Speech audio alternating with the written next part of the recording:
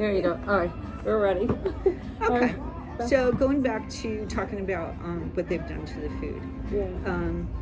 If you look up, and you can look this stuff up online and see what the genetic modifications they've done on all these foods. They've done things like taking corn, green beans, chickpeas, things like that, and they have spliced in genes from other plants that are known to cause stomach upset. Yeah. Because they want the rodents and things, the birds and things like that, to leave it alone. Yes. But unfortunately, we are mammals too. Yes. So RGIs. it's why I think we have a lot of stomach issues nowadays. Yeah. You know, we have a lot of IBS and all sorts of labels and everything else like that. They've done genetic modification on plants like corn and wheat and things like that. Chickpeas. I know. Go organic. Try to find heritage. Okay. Try to find heritage breeds. There's a wheat called einkorn, which is a very old wheat. And they have not genetically modified it. And if you can find it organic, you might be able to eat it in small amounts. The biggest problem with the wheat is they genetically modified it so it produces like, I don't know, 10, 20 more times the gluten than it ever did before. And the reason why they did that is because normally when you would bake a cake, like a commercial baker, you would have to add gluten. Yeah. So this was one of the things they came up, which was great for the commercial businesses. But if we're gluten intolerant, maybe we're gluten intolerant because there's too much gluten in the wheat. Yep. But I could be wrong. You never know. Genetically engineered and made to work. And the other genetic modification is they made a lot of these plants to grow in the presence of plant killers, weed killers, and things like that. And why would they do that? When we bought a house, we made sure the lawn was unkept. We didn't want any kind of toxins in the, any kind of weed killer in the yard because our children will get Not only that, but it'll go into your water system and everything else like that. So the poison ivy was like above my son, like 2 feet. And we were like, okay, we'll take the house. It's clean. Good thinking, though. That was good thinking. It was abandoned, and we were like, perfect. There's less stuff done on it. We're good to go. We can do it. Well, it is true. Why would you genetically modify it unless you're going to spray it with it? And looking up online, I found a lot of these places like Failsafe was one thing, Living Corn Free, and all these other little websites that tell you exactly. And there is a process that they do to producing plants. Used to be years and years ago, the farmers would go out and scorch the field. Oh, yes. They would actually walk through with torches and scorch the field. Because when the plant was damaged and started to die, it would mass produce more seeds in an effort to carry on. Now they do it with sprays. And you can see them going through the fields with these gigantic tractors, and they're spraying weed killers and everything else on the food. And then once the food is harvested, we have, antifungals being put on, nuts are very bad for that. A lot of times they're stored improperly, and they do have molds in them and things like that, which our immune system will go really wild over. So mold is a major issue in most of the food cases. Absolutely. And it's one of those things that it's now it's everywhere. So what do you do? I can say that literally don't, just do it slow. Do it slow, one thing at a time. You don't have to solve every single issue at all the time because it becomes absolutely overwhelming. So just, especially if you're dealing with a kid, you're taking everything away. But there are tricks out there that you can learn. There was always hard for the birthday parties. I learned if you keep your house and what you give your kids at home really clean, when you have to go to that birthday party, you will make it through.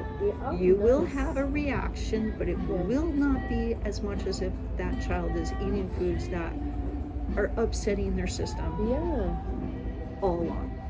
And I have learned different things like ginger tea. Oh, there you go. After the fact will help take down some of the inflammation. A nice trick for like red food dye. Red food dye was the worst with my daughter. She would just stime out of control.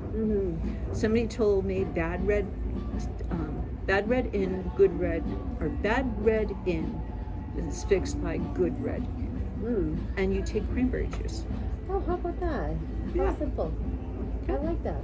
Yep, and it works like a charm. And I remember when my daughter was actually becoming more verbal, and she would sit there, we'd go to a party, and she'd be like bouncing all over the back seat of the car, and we'd come home, and I'd give her cranberry juice. But now it comes from those nice little things you can bring with you.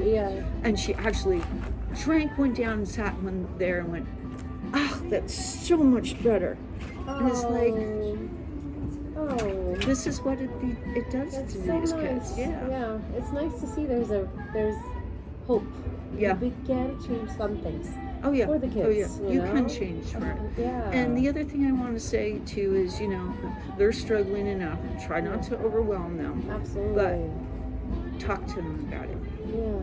Say to them, I have noticed if I don't eat this, or when I do eat this, does this bother my stomach? And let them know it's not just them.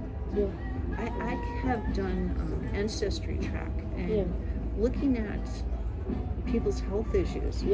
All through going back to 200 years and what they died of. I know a good majority of this is on my mother's side of the family. And they all had issues like type 2 diabetes, intestinal issues. So obviously there's a genetic predisposition that this is their weakness, and all the environmental toxins and the food toxins and everything else like that just makes them struggle with. But it is very, very handleable. There's, like I said, there's all these wonderful resources online, and there's a lot of different places that you can go on. I love to, like Dr. Gundry, the cardiologist, he's a very reputable person. He has all these, you can go on Facebook, you can go on YouTube, you can watch all his videos. He's giving you all the answers. He sells the products, but you don't have to buy the products. You don't. You can go into the stores, you can find very reasonably.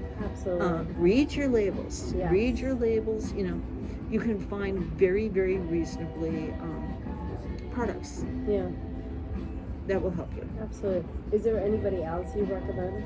Oh yeah, there's a lot of people on as far as food, I would say, is if you're looking for any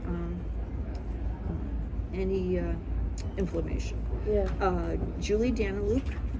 She is a nutritionist out of Canada. She has written several books, and you can, I'm sure you can find her books for free in your public library. They're almost all there. Very, very knowledgeable about how food functions in your body, and she has problems herself. Has dealt with food issues and inflammation in her entire life to the point where it almost really, really harmed her severely. And takes the book very step by step. You don't have to do it all at once, just a little at a time. But like I said, you can find them right in your public library. The other person I like is Anthony Williams. He's known as the medical medium. He's got, his books are all in the public library. Take them out, read them, take what applies to you, because like I said, everybody is different. Not everybody has these issues, but pick one issue. If your stomach is bothering you, they say that actually the food you crave the most is the one you probably shouldn't have. Which is tough. There you go. What's the most inflammatory food you can eat? Sugar. Yes. It's so sugar for me. Yep. Actually, I was diagnosed about 15 years ago with severe arthritis. I went to this other doctor who had a lot of health issues, and he knew all this stuff and taught me a lot of this stuff. And I said to him, I think I got to go out in disability. I don't think I can do my job because I could not hold a pen to write it. Absolutely. And he would say again, give me 2 honest weeks. Yeah.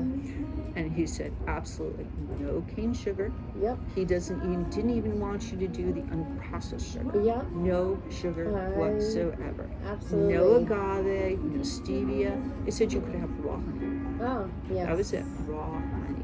Yeah. And only does that drop all the cravings out of your body. Oh, yes. It's tough, let me tell you. They go out with a fight. It's tough. It is. But I'm 64 years old and I don't even take ibuprofen. Oh, nice. Oh, I have nice. absolutely no arthritis. I have no pains Absolutely. in my joints. Oh, that's nothing. great. Yeah, and it was Perfect. the food. Yeah, I believe it. It was the food. I believe that. Yeah. Yeah. So Anthony Williams, of course, has tons of books all on different subjects like that.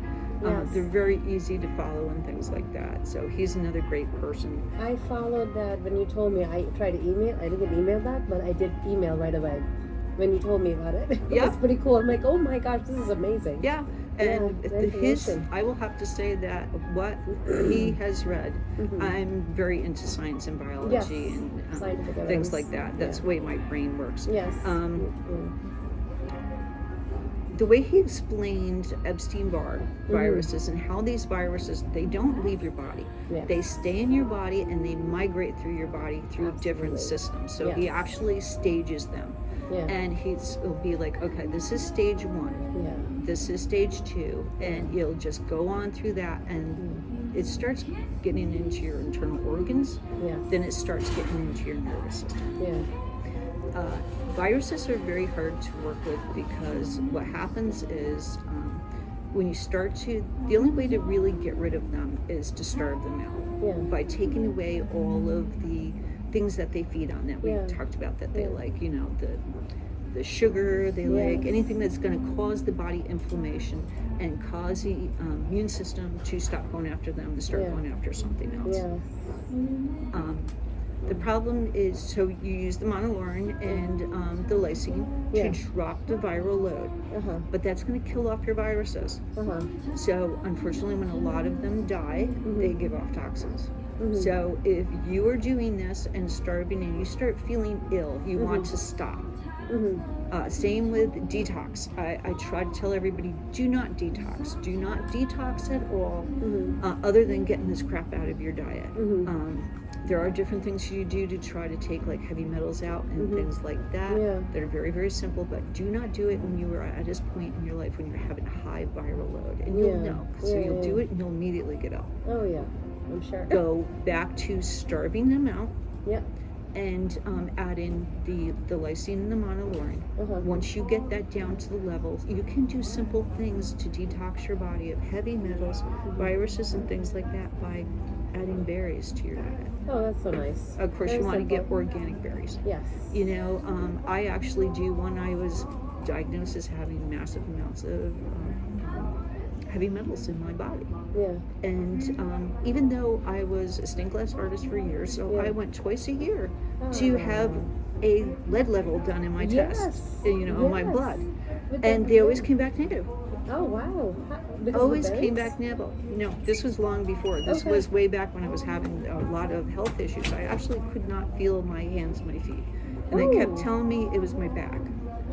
And it kept getting worse, and they kept saying, no, it's because you're back, and all this other stuff. I couldn't feel my hands, couldn't feel my feet. Brain fog, unbelievably. And I kept going, you know, figuring it's old age, I don't know what's happening. Actually, this was in my 30s and 40s. I went to this doctor, and he said, well, those tests don't work unless you have a chelator.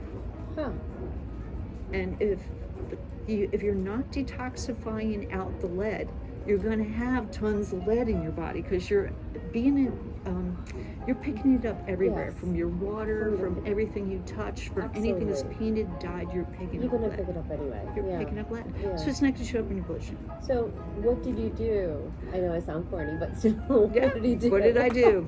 I went to this place called Wyman's. They produce their famous blueberry farm place. And one thing about them is that they harvest their stuff in Canada, and they use wild blueberries. Oh, there you go. A lot of our fruits have been produced to not so much have nutrients in them nowadays. They've been hybridized. Yes. They've been hybridized to have more sugar in them. And more time. And we lost a lot of the good nutrients, the phytonutrients in the blue.